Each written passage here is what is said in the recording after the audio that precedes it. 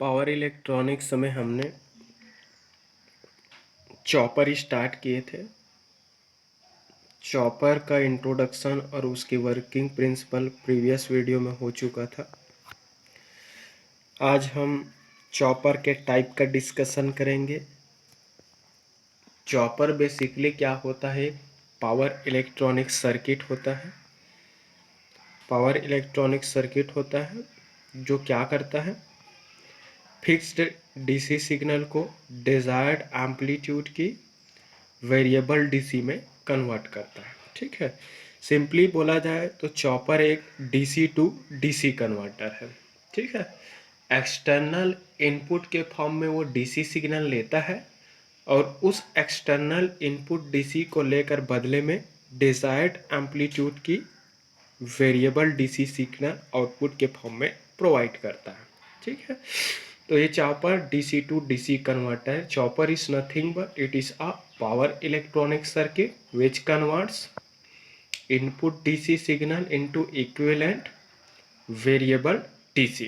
Input DC that means fixed DC signal or DC signal of constant amplitude to DC signal of variable amplitude.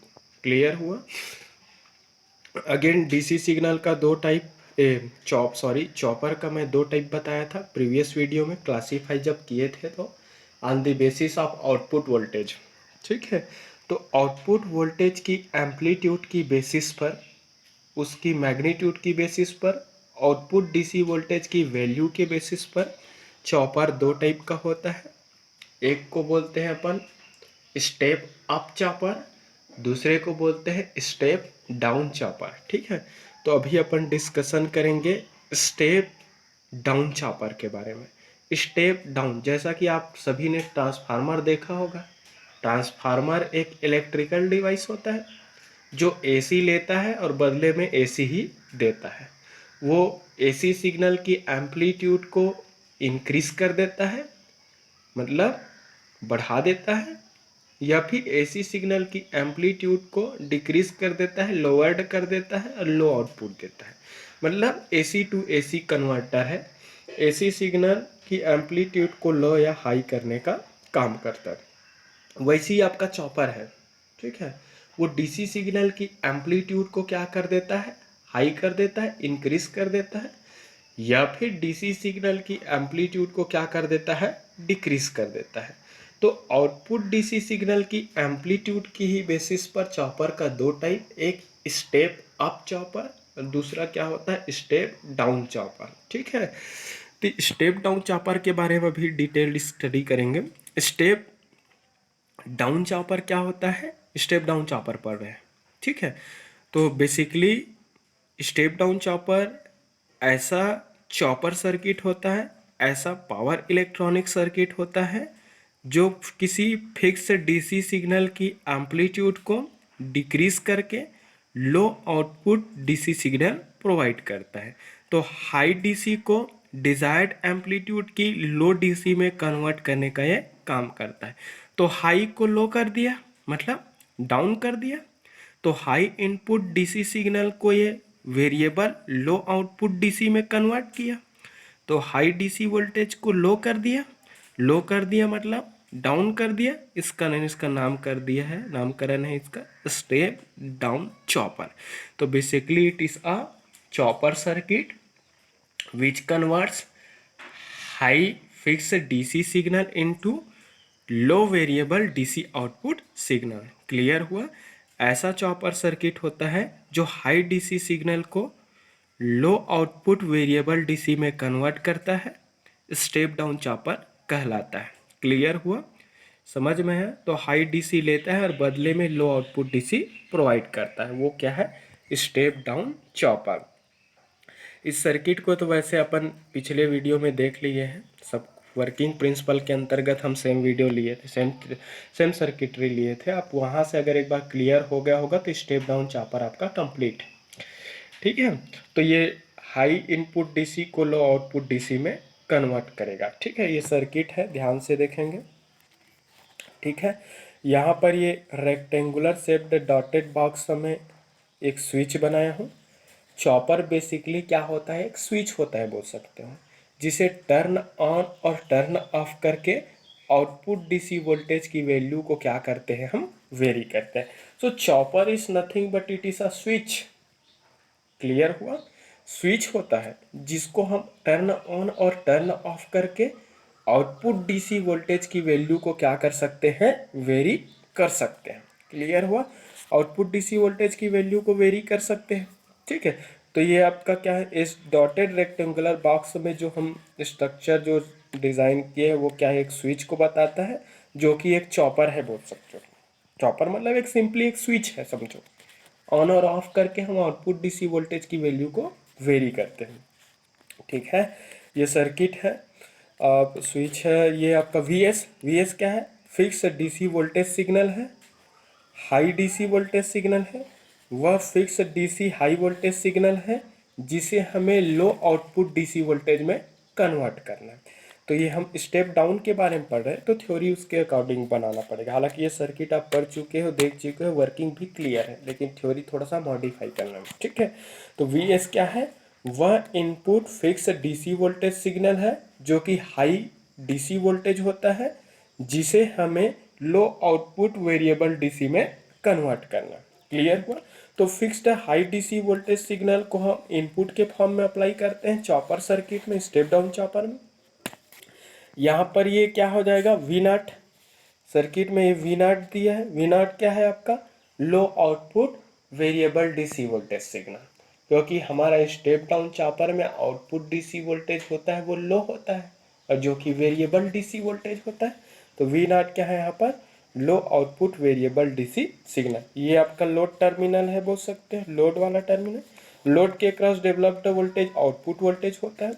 Load में क्या connected है, एक inductor है, और उस inductor के साथ सीरीज फॉर्म में क्या लगा दिया हूँ मैं, लोड। इस लोड में फ्लो होने वाले लोड करंट को मैं अपने तरफ से एजम्पशन किया हूँ कि सपोज लोड करंट है वो डाउनवर्ड डायरेक्शन में आ रहा है, मतलब ऊपर से नीचे की ओर आ रहा है। ये मेरा एजम्पशन डायरेक्शन है। अगर करंट का फ्लो इसी एजम्पशन डायरेक्शन में होगा तो फ्लोविंग लोड करंट पॉजिटिव होंगे, और लोड करंट अगर पॉजिटिव है तो इस लोड के अक्रॉस डेवलप्ड वोल्टेज भी क्या होगा, पॉजिटिव होगा। क्लियर हुआ? इस इंडक्टर की इंडक्टेंस को मैं एल हेनरी माना हूँ, और इस इंडक्टर के अक्रॉस जो इंड्यूस्ड जो वोल्टेज जो होगा उसके लेफ्ट हैंड साइड को मैं पहले पॉजिटिव और राइट हैंड साइड को क्या माना है, निगेटिव माना। ये ऊपर वाला ध्यान देंगे। अपने तरफ से हम जहाँ पर भी वोल्टेज मानते हैं तो एक वोल्टेज की पोलारिटी देते हैं, जहाँ पर भी करेंट कंसीडर होते हैं वहाँ पर करेंट की एक डायरेक्शन भी शो करते हैं। ठीक है, लोड के साथ एंटी पैरेलल फैशन में एक डायोड डी कनेक्ट किए हैं, इसको free wheeling diode, fly wheel diode बोलते हैं। ठीक है, तो ये फ्री व्हीलिंग डायोड है डी, एंटी पैरेलल ऑर्डर में कनेक्टेड है। क्लियर हुआ? इनिशियली ये डायोड हाईली रिवर्स होगा, देख सकते हो, क्योंकि एक्सटर्नल डीसी वोल्टेज सोर्स का पॉजिटिव टर्मिनल इसके कैथोड में जुड़ेगा, और इसकी निगेटिव वोल्टेज प्लेट है जो है वो इसके एनोड में। तो इनिशियल कंडीशन में डायोड डी क्या रहता है, ऑफ मोड में होता है, इससे होकर कोई इलेक्ट्रिकल करंट का फ्लो नहीं होगा। ठीक है, समझ में आया सभी को? ठीक, अब देखते हैं इसकी ऑपरेशन के बारे में डिस्कस करते हैं। एक्सटर्नल डीसी वोल्टेज सोर्स तो फिक्स्ड डीसी वोल्टेज सोर्स है, तो यहाँ पर कोई पॉजिटिव हाफ और निगेटिव हाफ की बातें नहीं है, पोलैरिटी फिक्स है। तो अपर टर्मिनल पॉजिटिव ही रहेगा और लोअर है वो निगेटिव ही रहेंगे। ठीक है, ये आपका वेव फॉर्म सेक्शन है, देख लेते हैं। ये आपका इनपुट वीएस है, वीएस मतलब सोर्स वोल्टेज। सोर्स वोल्टेज मतलब वह high fix DC voltage signal है जिसे हमें वेरिएबल डीसी में क्या करना है, कन्वर्ट करना। तो ये सोर्स वोल्टेज सिग्नल है जो कि कांस्टेंट डीसी है, देख सकते हैं इसकी एम्पलीट्यूड हर एक टाइम इंस्टेंट पर सेम है, तो फिक्स डीसी सिग्नल है। ठीक है, वीएस है, इनपुट डीसी सिग्नल है। ठीक है, सेकेंड नंबर का वेव फॉर्म जो दिख रहा है वो आउटपुट वोल्टेज का है जो कि लोड के अक्रॉस डेवलप्ड होगा वो। और थर्ड नंबर का नीचे का वेव फॉर्म है वो लोड करंट है। लोड करंट आपको लगातार बढ़ते और घटते दिख रहा है, बढ़ते और घटते दिख रहे हैं। इसके पीछे रीज़न ये है, चूँकि लोड है उसमें एक इंडक्टर कनेक्टेड है, और किसी इंडक्टर से होकर फ्लो होने वाले करंट की वैल्यू सडनली इंक्रीज नहीं होता, वो टाइम के रिस्पेक्ट में ग्रेजुअली क्या होता है, मिनिमम से मैक्सिमम वैल्यू तक इंक्रीज होता है। ये प्रॉपर्टी आप जानते होंगे, इस कारण करंट ग्रेजुअली बढ़ रहा है। अब ये आगे क्या हो रहा है वो सब मैं बताता हूँ, ठीक है। तो जैसे ही हम एक्सटर्नल डीसी वोल्टेज अप्लाई करते हैं और टी ऑन टाइम ड्यूरेशन के लिए हम इस स्विच को क्या करते हैं, ऑन करते हैं। जैसे ही स्विच एस डब्ल्यू को टी ऑन टाइम ड्यूरेशन के लिए क्लोज करते हैं, क्लोज स्विच होने से इसमें क्या हो जाता है, सोर्स है वो लोड के साथ क्या हो जाते हैं, कनेक्ट हो जाते हैं। जैसे ही switch T on time duration के लिए क्लोज होता है, स्विच क्लोज होने से सोर्स और लोड आपस में क्या हो जाते हैं, कनेक्ट हो जाते हैं। सोर्स और लोड का आपस में कनेक्ट हो जाने से पावर का फ्लो है वो सोर्स से लोड में होना शुरू हो जाता है। फाइनली जो एक करंट फ्लो होता है, फ्लोइंग जो इलेक्ट्रिकल करंट है वो सोर्स के अपर पॉजिटिव टर्मिनल से स्विच, स्विच से इंडक्टर, इंडक्टर से लोड, लोड से बैक टू दी सोर्स में सर्कुलेट होता है, ठीक है। तो क्या होता है, जैसे ही टी एंड टाइम ड्यूरेशन के लिए हम स्विच को क्लोज करते हैं, स्विच क्लोज होने से सोर्स और लोड आपस में कनेक्ट हो जाते हैं। सोर्स का लोड में कनेक्ट होने से पावर का फ्लो सोर्स से लोड की ओर ट्रांसफर होना शुरू हो जाता है। फाइनली एक इलेक्ट्रिकल करंट फ्लो होता है सोर्स के अपर पॉजिटिव टर्मिनल से स्विच, स्विच से इंडक्टर, इंडक्टर से लोड, लोड से बैक टू दी सोर्स में आता है। चूंकि सर्किट के लोड में फ्लो होने वाला करंट एजम्पशन डायरेक्शन में हो रहा है, एजम्पशन मतलब पहले से जो माना, एजम्पशन डायरेक्शन में हो रहा है, इस कारण फ्लोइंग लोड करंट क्या होगा, पॉजिटिव होगा। लोड करंट के पॉजिटिव होने से लोड के अक्रॉस डेवलप्ड वोल्टेज भी क्या होंगे, पॉजिटिव होंगे। क्लियर हुआ, पॉजिटिव होगा। अगेन ये आउटपुट जो वोल्टेज होगा वो क्या हो जाएंगे, इस सोर्स वोल्टेज का इक्वल। क्यों, क्योंकि ये और ये दोनों पैरेलल में हो जाएंगे जैसे ही स्विच जोड़ेंगे तो, और पैरेलल में वोल्टेज की वैल्यू क्या होता है, सेम। तो आउटपुट वोल्टेज इक्वल टू क्या हो जाएगा, सोर्स वोल्टेज। क्लियर हुआ। तो टी ऑन टाइम ड्यूरेशन तक के लिए जब तक ये स्विच एच डब्ल्यू ऑन रहेंगे तब तक सोर्स से पावर का लोड में ट्रांसफर होते रहेगा। जैसे जैसे क्योंकि इन सर्किट के लोड में एक इंडक्टर एल कनेक्टेड है और हम जानते हैं कि इंडक्टर से फ्लो होने वाले करंट की वैल्यू सडनली इंक्रीज नहीं हो सकती, सडन इंक्रीज नहीं होती, वो धीरे धीरे टाइम के रिस्पेक्ट में ग्रेजुअली क्या होता है, मिनिमम से मैक्सिमम की ओर क्या होने लगता है, इंक्रीज होता है। जैसे जैसे इस इंडक्टर से फ्लो होने वाले करंट की वैल्यू इंक्रीज होगा, वैसे वैसे ये इंडक्टर है वो क्या हो जाएंगे, एनर्जाइज होते जाएंगे। और एनर्जाइजिंग के कारण इसके क्रॉस डेवलप्ड वोल्टेज की polarity left hand side positive होगा, राइट हैंड साइड क्या होंगे, निगेटिव होंगे। क्लियर हुआ। तो देखो यहाँ पर टी एन जितने टी एन तक का ऑन है, ऑन है तो आउटपुट इक्वल टू इनपुट, देख लो रेक्टेंगुलर टाइप का दिख रहा है। इतने समय तक ऑन है तो जितने समय तक ऑन है उतने समय तक करंट मिनिमम से कहाँ तक गया, मैक्सिमम तक। मैं बताया ना, इंडक्टर से फ्लो होने वाले करंट सडनली राइज नहीं हो सकती, धीरे धीरे इंक्रीज हो, ग्रेजुअली इंक्रीज हो रहा है मैक्सिमम तक। कब तक इंक्रीज होगा, जब तक इस इंडक्टर की वोल्टेज है वो इस सोर्स वोल्टेज का इक्वल ना हो जाए, या फिर जब तक सोर्स से पावर है लोड में ट्रांसफर होना बंद ना हो जाए, दो कंडीशन में होंगे, ठीक है। जैसे ही आपका क्या होता है, टी ऑफ टाइम ड्यूरेशन के लिए एक्सटर्नल फोर्स कम्यूटेशन टेक्निक का यूज करके इस चॉपर स्विच को हम क्या कर देते हैं, ऑफ कर देते हैं। फोर्सफुली इसको क्या करेंगे, टर्न ऑफ करेंगे। टर्न ऑफ करने से सोर्स है और लोड है क्या हो जाएंगे, डिस्कनेक्ट हो जाएंगे। तो सोर्स है और लोड आपस में क्या हो जाएगा, डिस्कनेक्ट हो जाएंगे, जिससे सोर्स का पावर है वो लोड में ट्रांसफर होना बंद हो जाएगा। सोर्स पावर है वो लोड में ट्रांसफर होना क्या हो जाएंगे, बंद हो जाएंगे। जैसे ही पावर का फ्लो सोर्स से लोड में होना बंद हो जाएंगे, इंडक्टर अपने इस एनर्जाइज एनर्जी को, स्टोर्ड एनर्जी को वापस रिलीज करना चाहेगा, क्योंकि कोई भी पैसिव कंपोनेंट परमानेंटली एनर्जी को स्टोर करके रख नहीं सकता, वो अपने स्टोर्ड एनर्जी को वापस रिलीज करेगा। बट इंडक्टर की एक प्रॉपर्टी होती है कि वो इंडक्टर अपने अंदर की एनर्जी को उसी डायरेक्शन में रिलीज करेगा जिस डायरेक्शन में पहले इलेक्ट्रिकल करंट का फ्लो हो रहा था। तो पहले इलेक्ट्रिकल करंट कैसे फ्लो हो रहा था, लेफ्ट से राइट, देख सकते हो डायरेक्शन आई एल का। तो इसी डायरेक्शन में आपका एनर्जी को रिलीज करेंगे और इस डायरेक्शन में अपने एनर्जी को रिलीज करने के लिए अपना पोलारिटी, ये वाला पोलारिटी को क्या करेगा, रिवर्स करेगा, उल्टा। जैसी अपनी पोलारिटी को रिवर्स करेंगे, इन्वर्ट करेंगे, लेफ्ट हैंड साइड निगेटिव होगा और राइट हैंड साइड क्या होंगे, positive. Left hand side negative, right hand side positive होने से डायोड डी है वो टर्न ऑन हो जाएगा, फॉरवर्ड बायस्ड हो जाएंगे। फॉरवर्ड बायस्ड होने से डायोड डी है वो टर्न ऑन होंगे और टर्न ऑन होने से एक ऑन स्विच, क्लोज स्विच या फिर एक शॉर्ट सर्किट की तरह बिहेव करना शुरू कर देगा।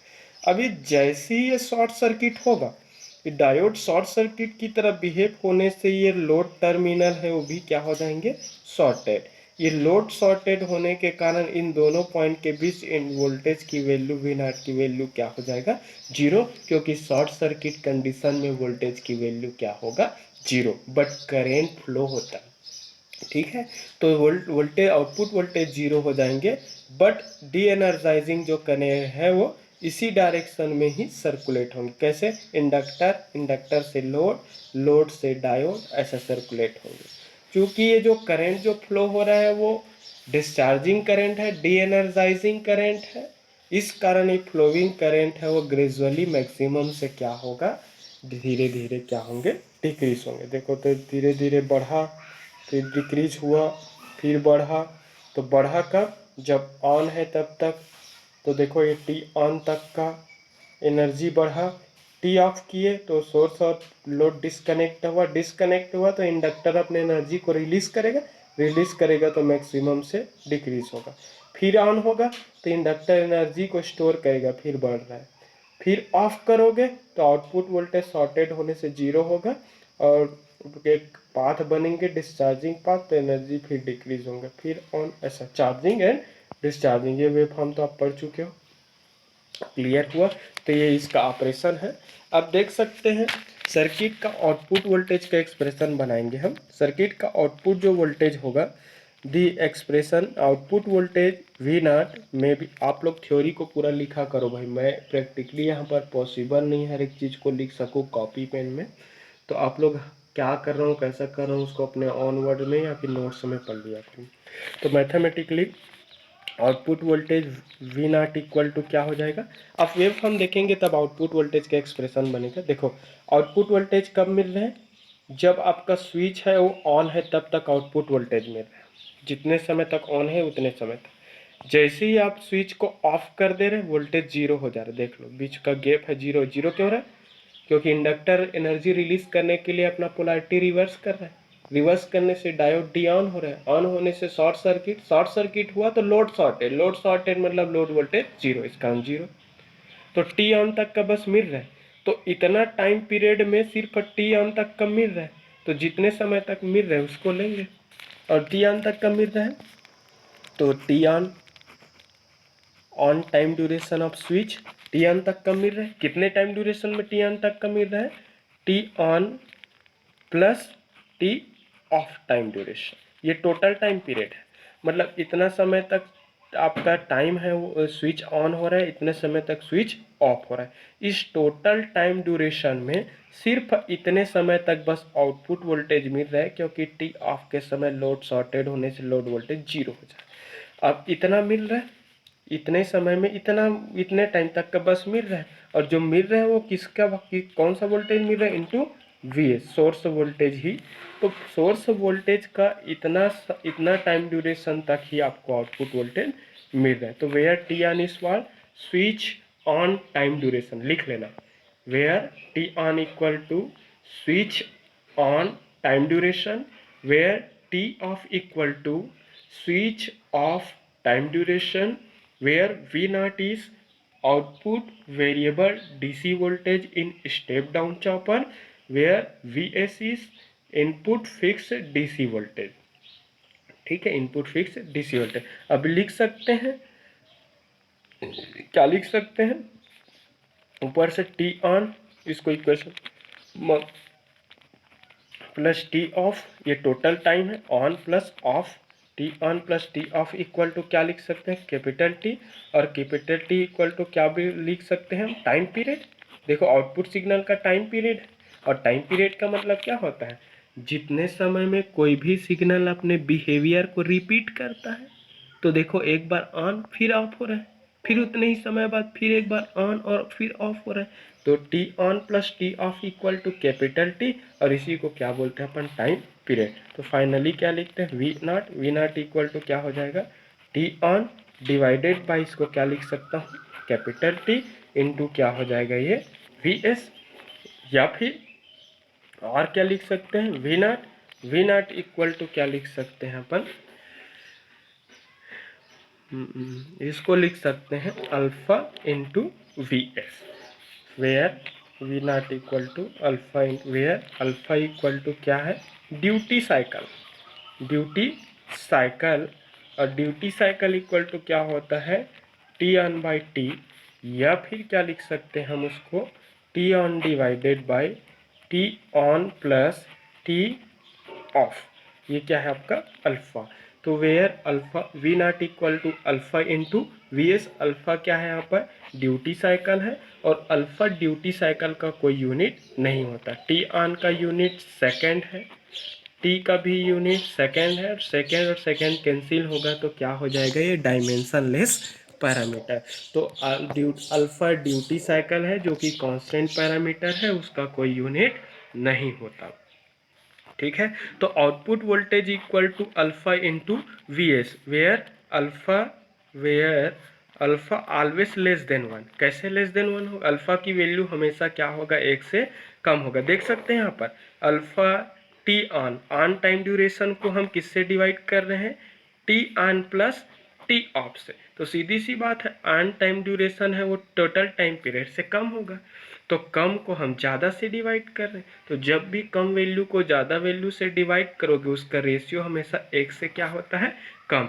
तो स्टेप डाउन चापर के केस में इस ड्यूटी साइकिल अल्फा का वैल्यू क्या होता है, एक से कम होता है, और इसका कोई यूनिट नहीं होता। ड्यूटी साइकिल क्या बताता है कि टोटल टाइम पीरियड में से कितने सर्टेन टाइम पीरियड तक आपका आउटपुट वोल्टेज मिल रहा है।